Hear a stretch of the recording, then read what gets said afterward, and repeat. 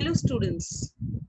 Today I had been watching one of my favorite cartoons and I thought of sharing a glimpse of the same with you. Yes, the famous Tom and Jerry show.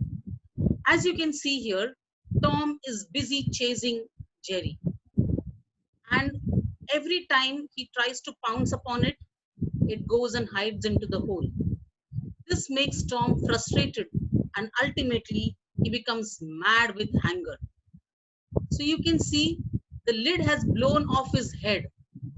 He's boiling with anger. So the same concept, let us try and understand what is boiling in our today's session. The boiling point. Now, does Tom always get angry? No. He gets angry or his lid gets blown off. He becomes, red with anger only when after repeated attempts of trying to catch Jerry, he fails. That is when he reaches his boiling point. So when does a liquid reach its boiling point? Let us understand. Let us consider a beaker of water. Constantly there is evaporation taking place on its surface.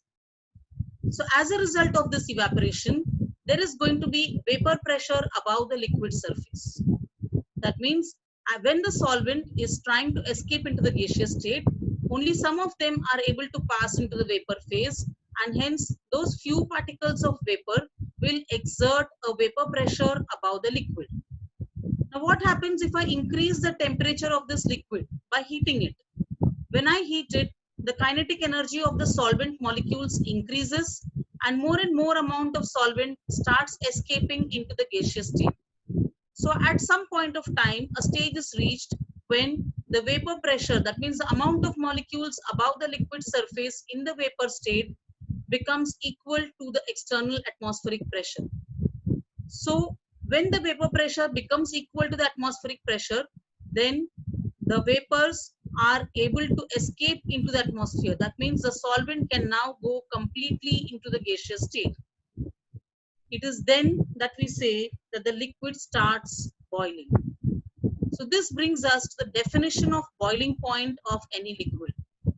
It can be defined as the temperature at which the vapor pressure of any liquid becomes equal to the external atmospheric pressure.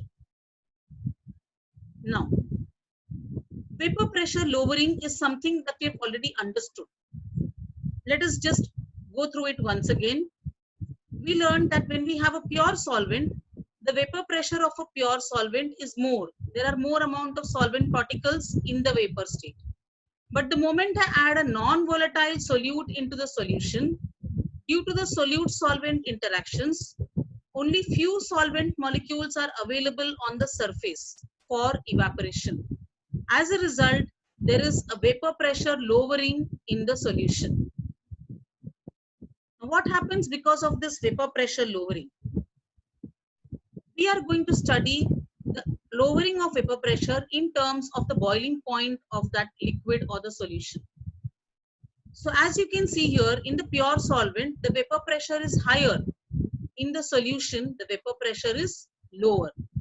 Now, if I want to make this pure solvent to boil, then I'm going to provide heat to this.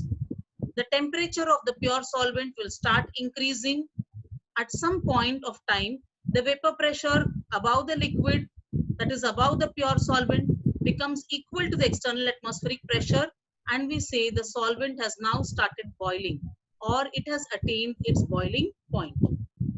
Now the same thing if I do to the solution. Again, I have to heat the solution so that the amount of vapor above this surface will increase, and again after some time the vapor pressure above the surface, when it becomes equal to the atmospheric pressure, the solution will start boiling.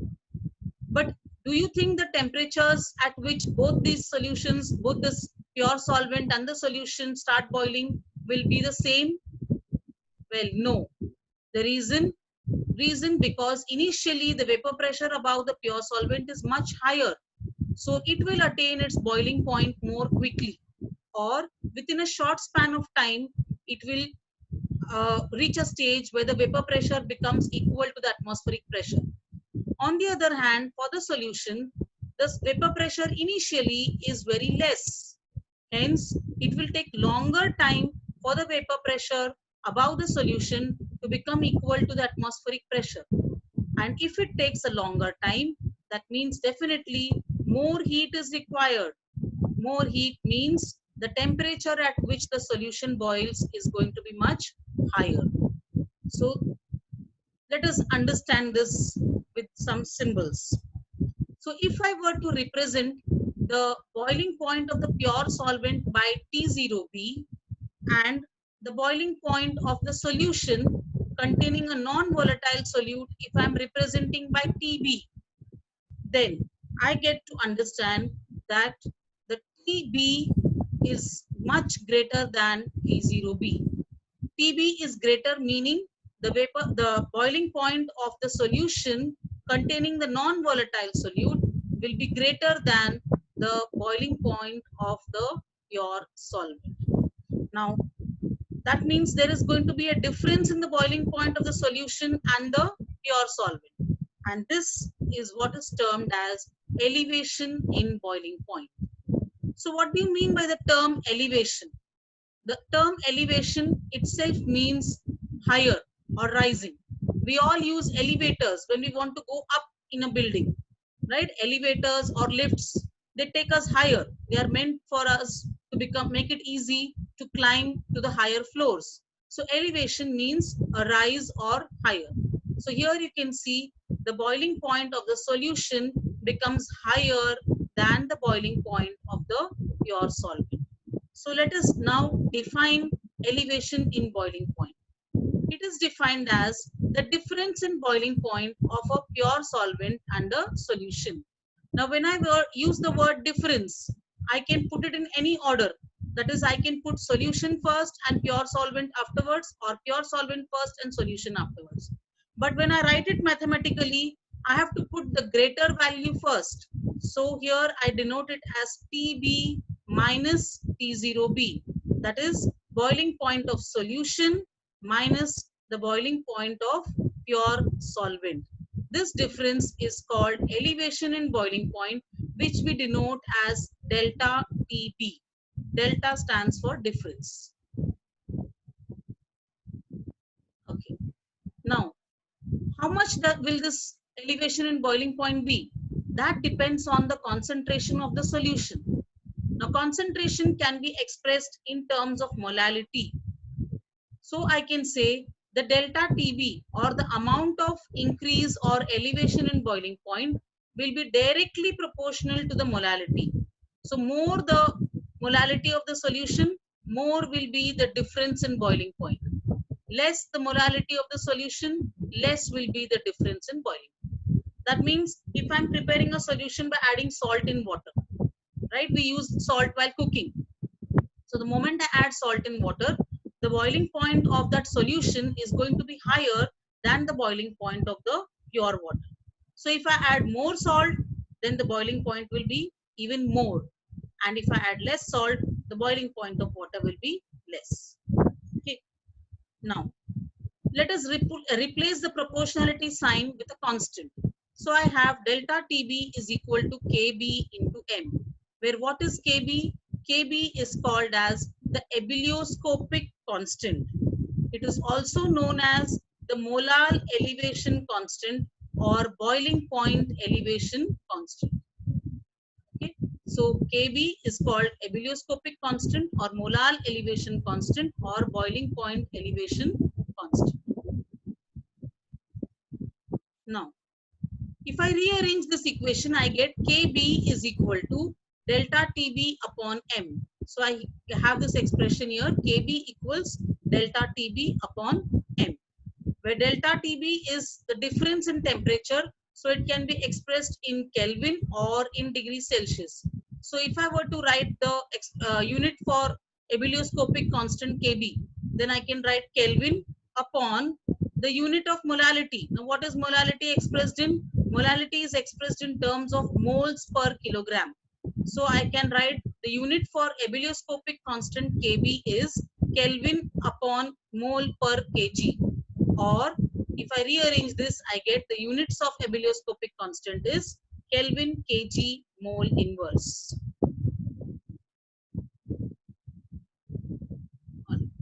Now, let us derive an expression for this elevation in boiling point. So, as we've already understood, delta TB is proportional to the molality of the solution. Now, what is molality? Molality is nothing but moles of solute per mass of solvent in kilograms. It is the ratio of moles of solute to the mass of solvent in kilograms. So this brings us to the understanding why we are expressing delta TB as proportional to molality. Why can't we express it in terms of molarity? The reason, molarity or capital M is a temperature dependent quantity. Remember, molarity is the ratio of the moles of solute to the volume of the solution in liters. Now, volume of a solution is a temperature dependent quantity. Whenever there are changes in temperature, the volume can also change. You know, volume is directly proportional to the temperature. And that is why we do not express elevation in boiling point in terms of molarity. We express delta TB or elevation in boiling point in terms of molality, because molality depends on mass of the solvent and mass does not depend on temperature. So it remains constant. Now let us substitute the definition of molality using the symbols. So we can write M, that is molality, is equal to N2 upon W1 by 1000. Now what does this mean? Moles of solute is N2. N2, 2 I told you always stands for solute. So number of moles we denote by small n. So I have moles of solute represented as N2. Now mass of solvent we denote as capital W1. So we have N2 upon W1. But this W1 is in grams. Now the definition of molality says mass of solvent should be in kilograms. So if the W1 is in grams, suppose I've taken W1 grams of solvent, then I have to divide the grams by 1000 in order to convert it into kilograms. So I have M or molality is equal to N2 upon W1 divided by 1000. That many kilograms now, right? Okay. So I can now combine the two and say delta TB or elevation in boiling point is proportional to molality. That means it is proportional to N2 upon W1 by 1000. So let us continue. We will remove the proportionality sign now and introduce the constant. So the constant is nothing but Kb or the abelioscopic constant or the molar elevation constant. So I get delta TB is equal to Kb into N2 upon W1 by 1000. So this on rearranging or before that we will substitute what is N2. N2 is moles of solute.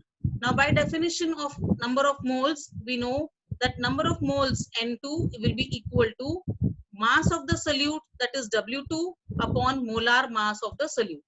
Now here W2 is mass of the solute in grams, molar mass is also in grams. So both W2 and N2 are in grams. Okay.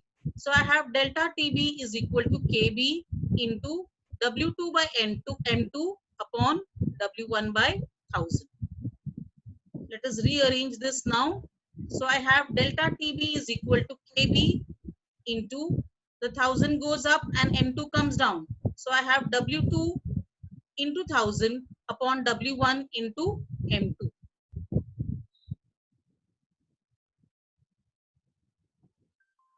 So I have here delta TB is equal to W2 into 1000 upon W1 into M2. Thus, you can see from this expression that delta TB or the elevation in boiling point is inversely proportional to the molar mass of the solute. You can see M2 is in the denominator here. So delta TB is inversely proportional to the molar mass of the solute. That means if the molar mass is more, then the elevation in boiling point is going to be less. So very big molecules if I'm having, then the elevation in boiling point will be less. If the molar mass is going to be less, then the elevation in boiling point will be more. That is, delta TB is inversely proportional to the molar mass of any solute. And as you can see here from this expression, again the delta TB depends only on the molar mass of the solute. Okay, it depends on mass of solute, it depends on molar mass of solute, it depends on mass of solvent, but it is not concerned with the nature of the solvent at all or the nature of the solute. And hence we say that elevation in boiling point is again a colligative property. Okay, now we can rearrange this equation in terms of Kb. We can write it as Kb is equal to delta Tb into W1 by W2 into M2 upon 1000. So you may have applications where you need to calculate the ebullioscopic constant. So if I know the elevation in boiling point, I know the mass of the solute and the solvent, I know the molar mass of the solute, then I need to calculate Kb. So for that, we can rearrange the expression and use it in this manner, right?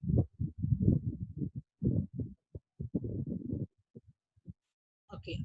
So this brings us to the end of the second colligative property, that is elevation in boiling point. So remember, students, the non-volatile solutes, the presence of the non-volatile solutes increases the boiling point. And that is why you are so lucky to have so many friends around you. Friends in the form of family members, in the form of classmates, your teachers, etc. Because of which they act as non-volatile solutes and they make it harder for you to reach the boiling point. So stay in touch, stay cool, and stay safe. See you in my next session.